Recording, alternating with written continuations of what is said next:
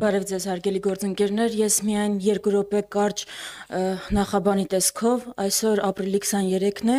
եւ ինչպես ամեն տարի վերջին 25 տարիներին առնվազն ապրիլի 23-ին ժամը 19:15-ին այս անգամ Հանրապետության հրապարակից մեկնարկելու է ավանդական ջահերով երթը, սա ցեղասպանության 110-րդ տարելիցին ընթരാճ խոշոր հաշվով կազմակերպված միակ համազգային միջոցառումն է ու մասնակցելով այս միջոցառմանը դուք հնարավորություն ունեք ասելու, որ համաձայն չեք Հայաստանում ընթացող ուրացման քաղաքականությանը, համաձայն չեք ցեղասպանության ժխտմանը, համաձայն չեք մեր իրավունքներից հրաժարման եւ մի կարեւոր դետալ էլ փաստացի մենք շատ ենք խոսում բաժանարար գծերի, շատ ենք խոսում նրանից, որ Հայաստանում կա ատելության քարոզ տարբեր հասարակական խմբերի նկատմամբ եւ դա ճիշտ է, բայց փաստացի այս միջոցառումը եզակի միջոցառումներից է, որ միավորում է ամենատարբեր հայացքներ ունեցող մարդկանց, միավորում է ամենատարբեր անգամ քաղաքական հայացքներ ունեցող մարդկանց եւ բոլորը հազարավոր հայեր հավաքվում են Հանրապետության հրապարակում, քայլում են դեպի Ծիծեռնակաբերդ, ունենալով մի առանցք, որ մենք ցեղասպանված ժողովրդի ժառանգներն ենք եւ մենք պիտի հիշենք, սովորենք մեր դասերը անցյալից, որպեսզի դա թույլ չտան կրկնել։ Դրա համար այս տարի հատկապես այն ֆոնին, երբ ուրիշ որևէ միջոցառում չի կազմակերպվել, ջահերով երթի մասնակցությունը դառնում է ավելի կարևոր, քան երբևէ եղել է, որովհետեւ փաստացի դա է միակ տեղը, որտեղից մենք կարող ենք ուղերձ հղել Թուրքիային, Ադրբեջանին, որ ի պատասխան ձեր վարվող քաղաքականության, ինչքան էլ դուք պայմանավորվեք մեր իշխանությունների հետ, Հայաստանի հասարակությունը այդ պայմանավորվածությունների հետ հաշտ չի։ Այս ուղերձ հղելու տեղը այսօր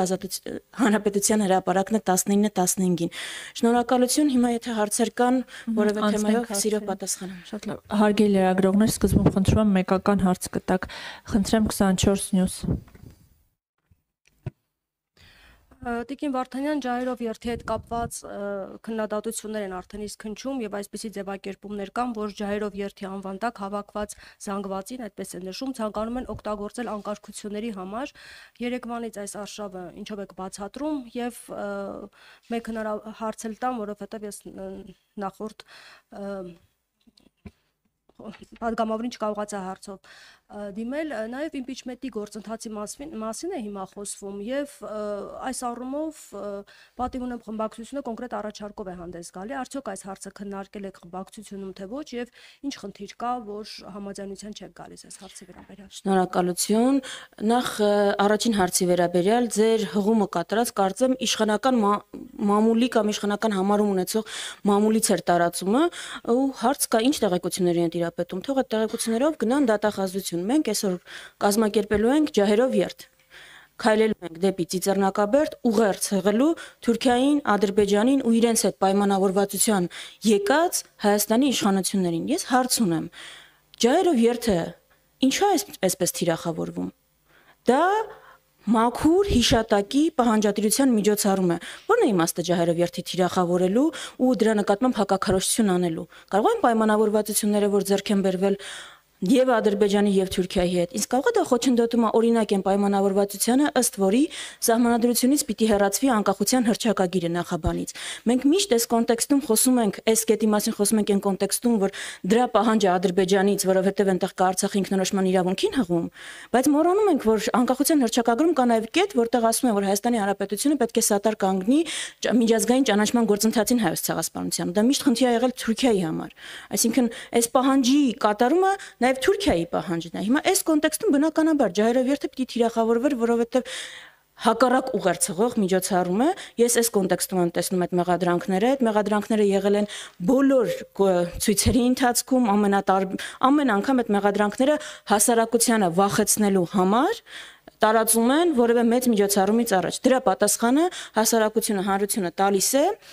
իր մասնակցությամբ, այս անգամ էլ հուսամ անկախ եղանակային պայմաններից այդպես կլինի։ Երկրորդ հարցի վերաբերյալ, եթե այստեղ է արտահայտվել, ճիշտ ասած առաջ եմ ունեցել լսել պատիվ ունեմի առաջարկը, չգիտեմ ինչ խնդիր եք հղում անում, խնդիր չկա։ Եթե կա իմպիչմենտի առաջարկ, մենք ենք առաջինը հայտարարել իմպիչմենտի մասին 2022-ի օգոստոսին, եթե կա որևէ առաջարկ, բաց ենք, պատրաստ ենք քննարկել, ինչպես այս բոլոր շարժումների ընթացքում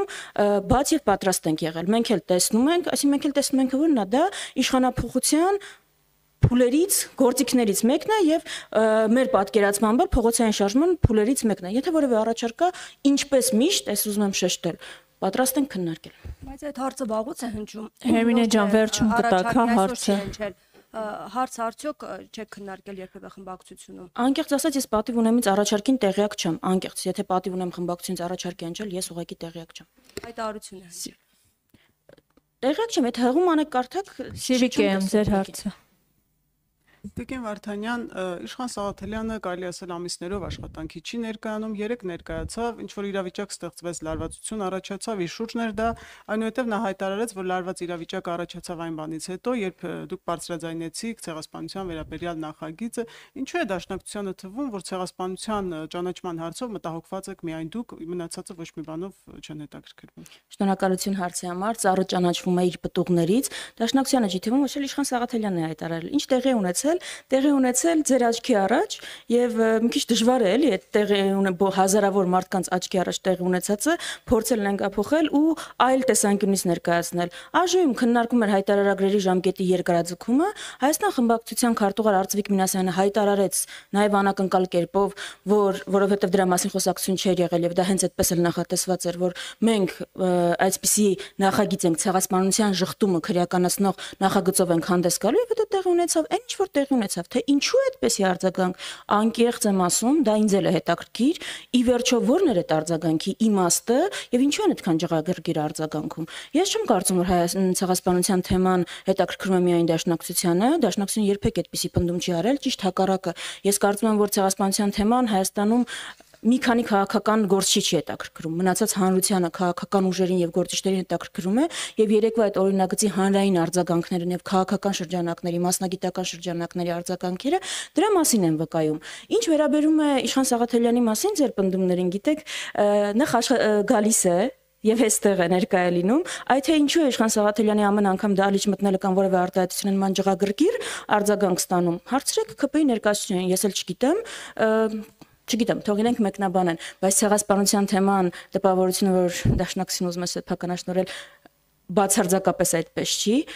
Մենք բնական դաշնակիցներ են, բոլոր են կառույցները, անկախ որևէ այլ հարց ունեցած տարբերությունից, բոլոր են կառույցները, անհատները, ովքեր հետապնդում են ցեղասպանության միջազգային ճանաչման գործընթացը, եւ մենք ամբողջ աշխարհում համագործակցում ենք իրենց հետ։ Մեր ցավը այն է, որ հիմա Հայաստանի Հանրապետությունում մենք կարիք ենք ունեցել բերել ցեղասպանության շղթումը քրեականացնող օրինագիծ։ Այ դա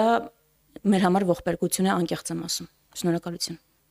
Շողիկ Գալստյան, ձեր հարցը։ Տիկին Վարդանյան, սահմանային իրավիճակից տեղյակ եք վստահ եմ, ինչ կարող եք ասել ձեր գնահատմամբ, ինչու է Բաքուն արդեն 1 ամսից ավել, այսինքն ստաբիլ կայուն կրակում եւ կրակոցները ՊՆ-ն մեկ մեկնաբանում է որպես թիրախավորված, մեկը ոչ վտանգավոր, բայց ամեն դեպքում ձեր կարծիքով ինչով է պայմանավորված Ադրբեջանի այս քաղաքականությունը, ինչ նպատակ են իրենք հետապնդում եւ նախորդ թեմայի հետ կապված շատ կարճ դուք Երեկվանից իշխանությունից հնչում են դիրքորոշ հայտարարություններ եւ կարծիքներ, որ սա դաշնակցությունը կամ Հայաստան խմբակցությունը դիտավորյալ է անում, որովհետեւ ցեղասպանության քրեականացումը արդեն քրեական օրենսգրքով նախատեսված է եւ ձեր նպատակը այն է, որ այս նախագիծը բերեք, որպեսզի հետո ԿՊ-ն դեմ քվեարկի եւ դուք ձեր մեղադրանքները հիմնավորեք այս տեղի ունեցածով, որ ահա տեսեք ուրանում են դավաճանությամբ են զբաղվում եւ այսպես շարունակ։ Քանի որ կա ամեն դեպքում այդ քրեականացումը քրեական օրենսգրքում, նախ իրենց այս մեկնաբանություններին կխնդրեի արձագանքեք եւ եթե կա ինչու եք նորից բերում այդ նախագիծը։ Շատ լավ, շնորհակալություն հարցի համար։ Նախ եթե վախ այն է, որ դեմ կքվեարկեն, մենք կմեղադրենք, որ ուրանում են ցեղասպանություն, թող դեմ չքվեարկեն։ Դեպքում մեղադրանքներ չեն կարողանա հնչեցնել։ Ինչու ենք բերել նախագիծը։ Այո, երեկվանից ասում եմ, որ նման օրենք կա, բացարձակ սուտ է, մենք հենց փոփոխություն ենք առաջարկում են հոդվածում, որ իրենք ասում են կա, եւ հիմա կարդամ ամենակարևոր փոփոխությունը, որ ինչ փոփոխություն ենք առաջարկում։ Հայոց ցեղասպանությունը, ինչպես նաեւ Հայաստանի Հանրապետության կողմից կամ միջազգայինորեն ճանաչված ցեղասպանությունը կամ մարդկության դեմ ուղղված հանցագործությունները հրապարակայինորեն հերքելը, մեղմացնելը, հավանության տալը, արդարացնելը կամ դրանց վտանգավորության նսեմացնելը պատժվում է ու գրել ենք ինչ պատժով, այդ թվում նաեւ մինչեւ 3 տարի ազատազրկում։ Այս հոդվածը չկա։ Հայաստանի քրեական օրենսգրքում կա այլ հոդված 536-1, որով նախատեսվում է, որ ցեղասպանությունների շղթումը ատելության սերմանման, ռասայական խտրականության հիման վրա է պատժվում։ Այսինքն, ավելի պարզ, եթե այս հիմիկվա օրենսգրքով չի իրականացվել ատելության քարոզի զուգահեռ ցեղասպանության շղթումը, դա քրեականացված չէ։ Ինչու է այսպես օրենքը եղել։ Ես մեկնաբանեմ էլի, որովհետև կարևոր հարց է, որովհետև երբ օրենքը գրել են, մտայնությունը այն է եղել, որ ազգությամբ հայը չի կարող հերքել ցեղասպանությունը։ Յան ազգանունով ազգությամբ հայը միայն օտար երկրյացին կարող է դա անել, եւ դրա պատճառը, դրդապատճառը կարող է լինել ռասայական կամ ատելության քարոզը կամ դրա հիման վրա ցեղասպանության շղթումը։ Մարդիկ չեն պատկերացրել, որ այլ պատճառով ուղակի ցեղասպանություն հերքել, ուրանալ հնարավոր է։ Դրա համար այն մի կետը չեն գրել եւ 2019-ին ենք մենք այս օրենքը առաջարկել։ Այսա ամբողջ պատմությունը։ Հիմա հասել ենք այն կետին, որ փաստացի ուղակի ցեղասպանությունը հարցականի տակ դնելու նման հայտարարություններ են եղել։ Նաև իշխանության երեկվա արձագանքն էր դրա մասին։ Այսինքն, որ ասում են, մի հատ պիտի հասկանանք դաշնակցությունը ինչ մասնակցություն ունեցել հայոց ցեղասպանությանը, դա Թուրքիայի նարատիվի կրկնություն չի եւ հարցականի տակ դնել չի, փաստը որ թուրքերը իրականացրել են հայոց ցեղասպանություն, ոչ թե որ դա եղել է մեր գործողությունների որևէ գործողության հայկական արձագանք։ Սա է, այսինքն մենք ասում ենք, որ Հայաստանում ցեղասպանության հերքումը, շղթումը, նսեմացումը ցանկացած հիմքով, անգամ եթե դա ատելության քարոզով չի ուղեկցվել, ուղակի հայտարարություն է, ճիշտ ինչպես Փաշինյանի մի քանի հայտարարություններ պետք է քրեորեն պատժվեն։ Էսա նորամուծությունը, այս շեշտադրումն է եւ դրա համար է արձագանքը այսքան ջղագրգիռ։ Ուրիշ խնդիր չկա։ Այո, հոդվածի երկրորդ մասը եղել է ռասայական ատելության հիմքով, խտրականության հիմքով ցեղասպանության շղթումը, այո, քրեականացել է, մենք այդտեղ ոչ մի բան չենք արել այդ հոդվածի այդ մասի հետ։ Ինչ վերաբերում է Ադրբեջանից կրակոցներին, որովհետև Ադրբեջանը վերջին 5 տարում սովորել է, որ սպառնալիքի լեզվով խոսելու դեպքում, որ ահաբեկչական այդ թվում նաև տեղեկատվական ահաբեկչական արշավներ իրականացնելու պարագայում ինքը ստանում է ավելին, քան կարող էր պատկերացնել, որովհետև ինքը պարզապես պատերազմի սպառնալիքով անցած տարի Տավուշում ստացել է Տավուշյան առաջնագծի կազմաքանդում։ Հիմա եթե դա աշխատում է, եթե Նիկոլ Փաշինյանը իր թիմը վերցնում են դա մեր ժողովրդին վախեցնում են, սարսափեցնում են Ադրբեջանով եւ ասում են այլ ընտրանքը չկա, եթե սա չանենք, մեզ վրա հարձակվելուն ու պիտի զիջենք։ Ինչու պիտի դա չօգտագործի Ադրբեջանը։ Դա է Ադրբեջանի պահանջները մեկը չեն, երկուսը չեն, դրանք չեն սահմանափակվել տարածքային որևէ պահանջով։ Միջանցքից սկսած Ադրբեջանի պահանջով տարածքային միջանցքից սկսած, մինչև ադրբեջանցիների բնակեցումը այստեղ իրենց բանակցային օրակարգի հերթական կետերն են։ Հայաստանի սահմանադրության փոփոխությունը, ԵԱՀԿ Միսկի խմբի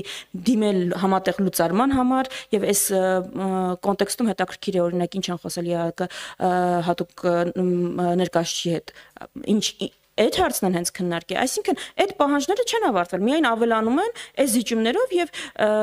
այդ գործելավոճը Ադրբեջանը տեսել է, որ աշխատում է այս պարագայում, դրա համար էլ չնայած նրան որ հայտարարում են որ համաձայնեցված կետ համաձայնեցրել են փաստաթուղթը ու գնում են խաղաղության, Ադրբեջանը ավելի շատ է կրակում, քան միջև այդ հայտարարությունը։ Տեսել եք տենց խաղաղություն, գերիները Բաքվի բանտում սահմանին ավելի շատ են կրակում, քան նրանից առաջ, երբ հայտարարել են, որ խաղաղության իրենց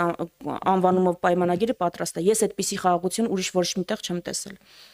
Վերջին հարցը խնդրեմ ներկայացեք։ Մեգանյուզ լրատվական Կարինե Սահակյան։ Ինչպես կհակազդեք Հայկ Կունջյանի երեկվա տարածած հայտարարությանը, որ 18 թվականի հունիսի 4-ին Դաշնակցությունը ինքն է հաշտության պայմանագիր կնքել Թուրքիայի հետ։ Եվ դուք հիմա մեղադրում եք իրենց հաշտության ցանկության համար։ Մենք մեղադրում ենք իրենց Թուրքիայի ու Ադրբեջանի հետ բանակցություններում Թուրքիայի եւ Ադրբեջանի բոլոր պահանջները կատարելու մեջ։ Մենք դրան ենք մեղադրում որևէ մեկը, որևէ անհատ, որևէ քաղաքական ուժ adekvatների մասին եմ խոսում, Հայաստանում չի մեղադրում Թուրքիայի եւ Ադրբեջանի հետ բանակցություն վարելու մեջ որևէ ուժի։ Երբեք չի եղել նման մեղադրանք Հայաստանի ոչ նախկին նախագահներին, ոչ ներկաներին մեղադրանքային չի, որ ինչու եք բանակցում Թուրքիայի եւ Ադրբեջանի հետ։ Մեղադրանքային է ինչու եք իրենց բոլոր նախապայմանները կատարում, ինչու եք միակողմանի զիջումներ իրականացնում, դա է մեղադրումը։ Ես իմ ելույթում առիթ ունեցել եմ անդրադառնալ ու բացարձակ անտեղի ու վիրավորական են համեմատությունները, որ իշխող ուժը անցկացնում է առաջին հանրապետության հիմնադիր այրերի հետ։ Եթե հասարակ մարդու պարագայում ով հանցանք չի գործել, որևէ գործելավոճ կասկած չի առաջացնում, մարդը ով օրինակ ծանր հանցագործության մարդասպանության համար դատվել է 10 անգամ էլ գողություն է իրականացրել, այդ նույն արարքը հիմնավոր կասկած է ծնում։ Այսինքն տարբեր են այդ մարդկանց անցած հետագծերը եւ նպատակները ամենակարևորը։ Բայց թույլ տվեք երրորդ կետին էլ անդրադառնալ, որ ձեր հարցում չկար, բայց այդ կոնտեքստում հնչում է Թուրքիայի հետ բանակցությունների եւ հարաբերությունների հետ մեղադրանքներին ուղղված դաշնակցությանը։ Եթե մեզ մեղադրանքը այն է, որ Թուրքիային ամենալավ ճանաչող ուժն ենք եւ ամենաշատ իրենց հետ աշխատած, այո, դա այդպես է, դա պատմության բերումով է, որտեղ նաեւ 135 տարվա պատմության ուժ ենք եւ գործել ենք Օսմանյան կայսրության տարածքում։ Այդ են մոռանում ասել, որ 1914-ին, 12-ին, 1906-ին Հայաստանի անկախ հանրապետություն չկար։ Եվ այո, աշխատել ենք ու մեր դասերը ստացել ենք։ Այդ ում որ մեղադրում են, ում հետ որ համագործակցել ենք, հետո նեմեսիս ենք իրականացրել իրենց դեմ։ Դա մոռանում են, չգիտես ինչու նշել։ Եվ այդ պատմության դասերը մենք ստացել ենք նաև դրա համար ենք ասում, որ շատ լավ ճանաչելով են ակտորներին, ում հետ իրենք հիմա բարեկամություն եւ եղբայրություն են զմանել, որ իրենց նպատակները այն չեն, ինչ հայտարարում են։ Բայց ամեն պարագայում դաշնակցություն երբեք հանդես չի եկել Թուրքիայի եւ Ադրբեջանի հետ բանակցություններ չվարելու տեսակետից։ Եթե մենք վաղը լինեինք իշխանության, բանակցելու էինք բնականաբար, օրինակ դեմ չէինք լինելու, որ Թուրքիայի հետ հենց հաջորդ օրը կնքվի փաստաթուղթ, որը ասում է, որ դիվանագիտական հարաբերությունները վերականգնվում են, սահմանները բացվում են եւ երկու երկրների միջև հարաբերությունները պիտի կարգավորվեն եւ խնդիրները միջազգային իրավունքի նորմերի սահմաններում։ Մենք օրինակ դրան երբեք դեմ չենք եղել, բայց առանց նախապայմանների Այդ եմ ասում, բայց գաղտնի նախապայմաններով, երբ որ Թուրքիան մեր համառոթային տարածքը փակում է, որ Երևանում արձան է դրվում, երբ որ ասում է սահմանադրությունը պիտի փոխես, ես կողմ եմ Ադրբեջանի պահանջին, երբ որ ասում է Արցախը պիտի ճանաչես Ադրբեջանի կազմում, ու անում ես դու այդ ամեն ինչը, ու ասում ես ես խաղաղություն եմ բերում, այս սրան ենք դեմ։ Հայաստանում որևէ ես adekvat քաղաքական գործիչ ուժ չգիտեմ, որ դեմ է Ադրբեջանի եւ Թուրքիայի հետ բանակցություններին, դա ՔՊԻ-ի միֆն է, բայց մենք իրենց ասում ենք, որ դուք չեք բանակցում։ Դուք չեք բանակցում։ Դուք կատարում եք Ադրբեջանի եւ Թուրքիայի նախապայմանները։ Այ դրան ենք դեմ։ Իսկ Հայկ Կոնջորյանի եւ առաջին հանրապետության այրերի հետ համեմատությունները բան են վիրավորական։ Շնորհակալություն։ Շնորհակալություն։